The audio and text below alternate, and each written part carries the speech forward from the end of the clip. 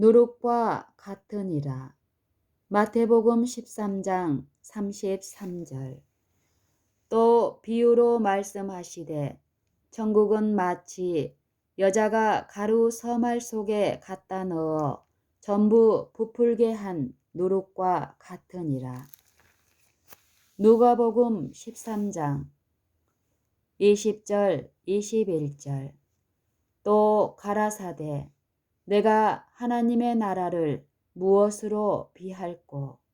마치 여자가 가루 서말 속에 갖다 넣어 전부 부풀게 한 누룩과 같으니라 하셨더라. 교양 있고 세도 있는 많은 사람이 갈릴리에서 온 선지자의 말씀을 듣기 위해 몰려들었다. 이들 중 어떤 이들은 그리스도께서 해변에서 가르치실 때에 그의 주위에 모여든 사람들을 이상한 흥미를 가지고 바라보았다. 이 큰 무리 가운데는 각계각층의 사람들이 섞여 있었다. 거기에는 가난한 자들과 무지한 자들과 누더기를 걸친 거지들과 인상이 험상궂은 도둑들과 불구자들과 방탕한 자들과 상인들과 할 일 없이 빈둥거리는 자들이 있었다. 이들은 빈부귀천을 막론하고 모두 다 그리스도의 말씀을 듣기 위하여 입추에 여지없이 모여들었다. 이 교양 있는 사람들은 그 이상한 해중을 바라보고 자문하였다. 대체 하나님의 나라는 이러한 사람들로 구성되는 것일까? 그리스도께서는 이러한 의문에 대하여 다음의 비유로서 대답하셨다. 천국은 마치 여자가 가루 서말 속에 갖다 넣어 전부 부풀게 한 누룩과 같으니라. 유대인들은 때때로 누룩을 죄의 상징으로 사용하였다. 유월절이 되면 사람들은 저희의 마음 속에서 죄를 없이 하듯이 저희 집에서 모든 누룩을 없애버리라는 지시를 받았다. 그리스도께서는 제자들에게 바리새인들의 누룩, 곧 외식을 주의하라고 경고하셨다. 누가복음 12장 1절. 사도 바울은 누룩에 대하여 계약하고 악독한 누룩이라고 말했다. 고린도전서 5장 8절. 그러나 구주의 이 비유 가운데서는 누룩이 하늘나라의 상징으로 사용되었다. 이것은 영혼을 소생시키고 동화하게 하는 하나님의 은혜의 능력을 예시하고 있다. 이 능력이 역사할 수 없을 만큼 그처럼 극악하고 타락하고 조속한 사람은 하나도 없다. 성령의 역사에 굴복하는 사람 속에는 새로운 생명소가 심어져 잃어버린 하나님의 형상이 다시 회복된다. 그러나 사람은 자신의 의지로 자기 자신을 변화시킬 수 없다. 사람은 이러한 변화를 일으킬 능력이 없다. 전적으로 밖에 있는 누룩을 가루에 넣어 섞지 아니하면 기대하는 변화가 생길 수 없다. 이와 같이 하나님의 은혜를 받지 아니하면 죄인은 영광의 나라에 들어갈 자격을 얻을 수 없다.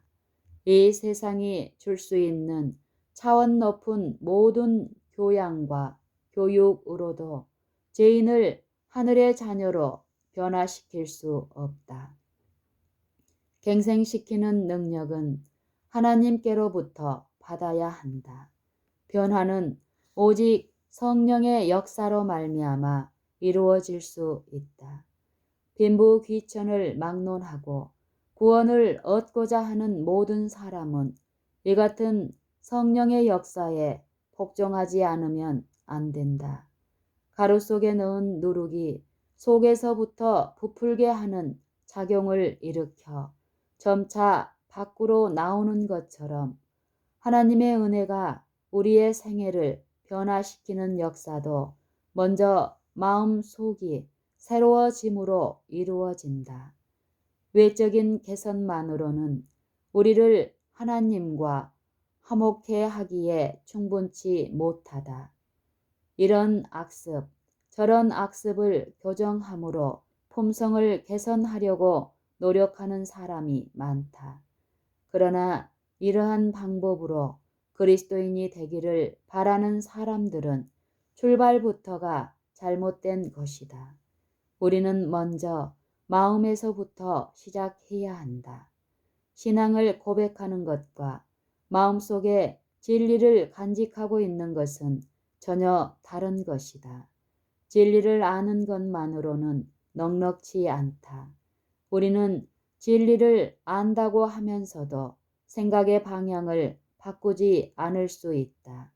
마음이 먼저 변화되고 성화되어야 한다. 하나님께서 지키기를 요구하셨기 때문에 그의 계명을 단지 의무감에서 지키는 자들은 결코 순종의 기쁨을 맛보지 못할 것이다. 이러한 사람들은 계명에 순종하는 것이 아니라 하나님의 계명이 사람의 성향과 충돌되기 때문에 그것을 무거운 짐으로 생각하는 사람들의 생애는 진정한 의미에서 그리스도인의 생애가 아니라고 할 수 있다. 참된 순종은 마음속에 간직한 원칙을 따라 행하는 것을 말한다. 그러한 순종은 의를 사랑하고 하나님의 율법을 사랑하는 데서 생긴다. 모든 의의 진수는 우리 구주에 대한 충성이다. 이것이 우리로 의로운 일을 행하게 할 것이다. 왜냐하면 하나님께서 의로운 일을 기뻐하시기 때문이다. 성령의 역사로 일어나는 거듭남의 대진리가 그리스도께서 니고데모에게 하신 말씀 가운데 나타났다.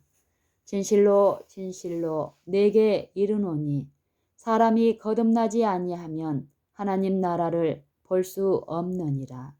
육으로 난 것은 육이요 성령으로 난 것은 영이니 내가 네게 거듭나야 하겠다 하는 말을 기이히 여기지 말라. 바람이 임의로 불매 네가 그 소리를 들어도 어디서 오며 어디로 가는지 알지 못하나니 성령으로 난 사람은 다 이러하니라. 요한복음 3장 3절로 8절. 사도 바울도 성령의 감동을 받아 이렇게 기록하였다. 긍휼에 풍성하신 하나님이 우리를 사랑하신 그 큰 사랑을 인하여 허물로 죽은 우리를 그리스도와 함께 살리셨고 너희가 은혜로 구원을 얻은 것이라. 또 함께 일으키사 그리스도 예수 안에서 함께 하늘에 앉히시니 이는 그리스도 예수 안에서 우리에게 자비하심으로써 그 은혜의 지극히 풍성함을 오는 여러 세대에 나타내려 하심이니라. 너희가 그 은혜를 인하여 믿음으로 말미암아 구원을 얻었나니 이것이 너희에게서 난 것이 아니요 하나님의 선물이라. 에베소서 2장 4절로 8절. 가루 속에 감추인 누룩은 사람이 모르는 사이에 그 모든 가루를 부풀게 만든다. 이와 같이 진리의 누룩도 사람이 모르게 조용히 끈기 있게 마음을 변화시킨다. 타고난 본성이 부드러워지고 억제된다. 새로운 사상과 감정과 동기가 심어진다. 그리스도의 생애가 새로운 품성의 표준으로 세워지게 된다. 마음이 변하고 재능이 새로운 방면으로 활동하게 된다. 사람이 새로운 기능을 받는 것이 아니라 이미 지니고 있던 기능들이 성화되고 양심은 각성된다. 그리하여 우리는 하나님께 봉사할 수 있는 특성을 받게 된다. 다음과 같은 질문을 흔히 듣는다. 하나님의 말씀을 믿노라고 주장하면서도 그들의 말과 정신과 품행에 전혀 변화를 볼 수 없는 사람이 많은데 그 까닭이 무엇인가? 또 자기의 목적과 계획에 대한 반대를 참지 못하고 거룩하지 못한 품성을 나타내며 말이 거칠고 거만하고 툭 하면 성을 잘 내는 자들이 많은데 그 이유가 무엇인가? 그들의 생애에서 세상 사람들의 생애에서 볼 수 있는 자기를 사랑하는 일과 이기심과 급한 성미와 성급한 말을 볼 수 있다. 그들은 진리를 전혀 알지 못하는 자들처럼 자만하기를 잘하고 선천적인 못된 성격을 그대로 지니고 있고 개벽한 품성을 자주 나타낸다. 그 이유는 그들이 거듭나지 못한 까닭이다. 그들이 진리의 누룩을 마음속에 간직하고 있지 않다. 그들은 진리의 누룩을 마음속에 간직하고 있지 않다. 그 누룩이 작용할 기회를 얻지 못하였다. 그들의 선천적 또는 후천적인 나쁜 성벽이 누룩에 변화시키는 능력에 굴복되지 않았다. 그들의 생애는 그리스도의 은혜의 결핍, 즉 품성에 변화시키는 그분의 능력에 대한 불신을 나타낸다. 그들의 생애는 그리스도의 은혜의 결핍, 즉 품성을 변화시키는 그분의 능력에 대한 불신을 나타낸다. 믿음은 들음에서 나며 들음은 그리스도의 말씀으로 말미암았느니라. 로마서 10장 17절. 성경에는 품성을 변화시키는 위대한 힘이 있다. 그리스도께서는 저희를 진리로 거룩하게 하옵소서. 아버지의 말씀은 진리니이다. 라고 기도하셨다. 요한복음 17장 17절. 하나님의 말씀을 연구하고 지키면 그 말씀이 마음 속에 작용하여 모든 거룩하지 못한 성벽을 복종시킨다.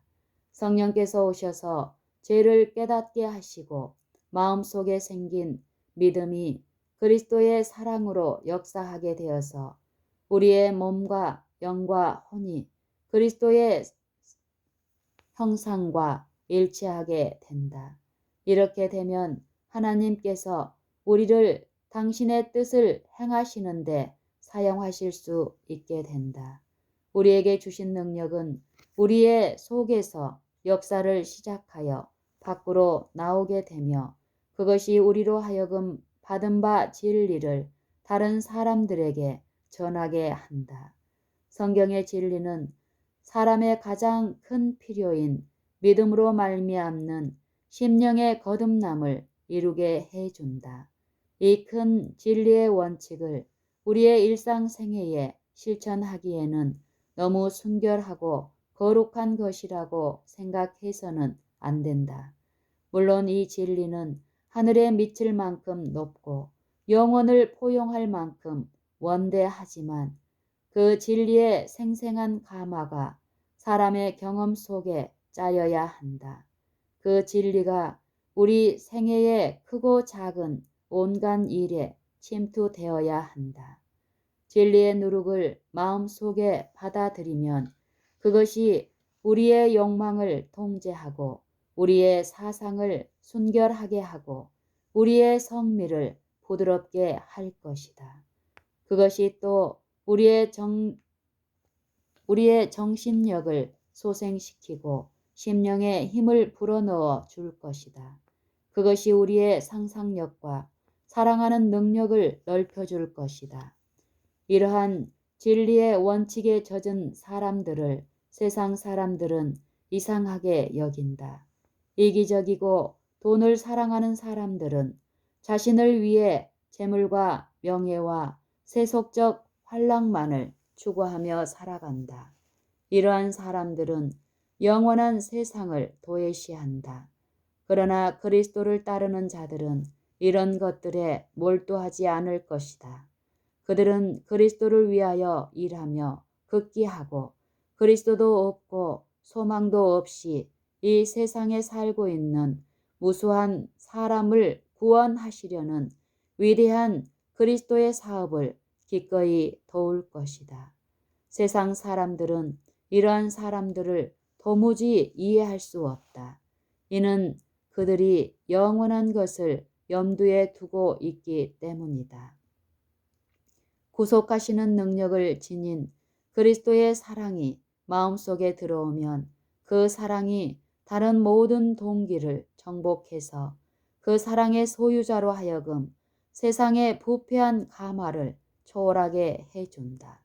하나님의 말씀은 우리가 갖는 인간 가족들과의 모든 교제에 거룩한 가마를 끼쳐야 한다.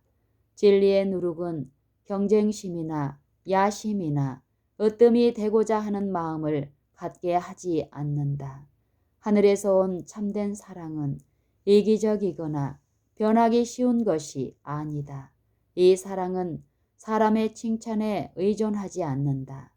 하나님의 은혜를 받는 자들의 심령은 하나님께 대한 사랑과 그리스도께서 위하여 죽으신 영혼들에 대한 사랑으로 충만하게 되고 자기 자신을 내세우려고 애쓰지 않는다. 그들은 다른 사람들이 자기를 사랑하고 기쁘게 해주거나 자기의 업적을 높이 평가하기 때문에 그들에게 사람들에게 감사히 생각해서 다른 사람들을 사랑하는 것이 아니라 그들이 그리스도의 피로 산 소유물이기 때문에 그들을 사랑한다. 그들은 자신의 동기와 말과 행동이 그들은 자신의 동기와 말과 행동이 오해를 받거나 오전된다 할지라도 화를 내지 않고 묵묵히 자기의 길을 걸어간다. 그는 친절하고 사려 깊고 자신에 대해 겸손해 하면서 항상 하나님의 긍휼과 사랑을 신뢰하고 소망으로 가득 차 있다. 사도는 우리에게 오직 너희를 부르신 거룩한 자처럼 너희도 모든 행실에 거룩한 자가 되라.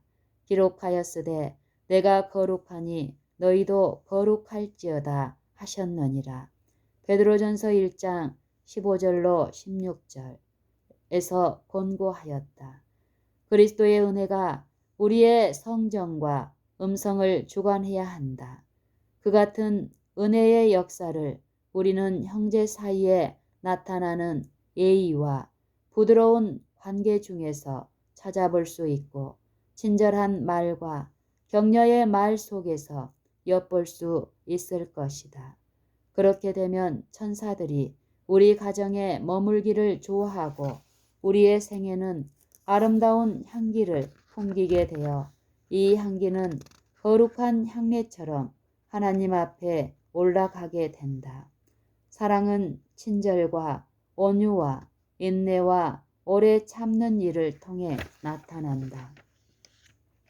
그리하여 그의 영모는 변하고 마음속에 내재하시는 그리스도께서 그분을 사랑하고 그분의 계명을 지키는 자들의 얼굴에서 비쳐 나오게 될 것이다. 진리가 그들의 용모에 기록되고 하늘의 평화가 그 위에 나타날 것이다. 그들의 얼굴에는 인간의 사랑보다 더 고귀한 끊임없는 온유함이 나타날 것이다. 진리의 누룩은 사람 전체를 변화시켜서 거친 행동은 세련되고 난폭한 기질은 온순해지며 이기심은 간대하게 된다. 진리의 누룩으로 말미암아 순결치 못한 자가 어린 양의 피에 씻음을 받아 깨끗하게 된다. 생명을 주는 능력으로 말미암아 진리가 모든 사람의 마음과 뜻과 힘을 신령한 생애와 일치하도록 해줄 것이다.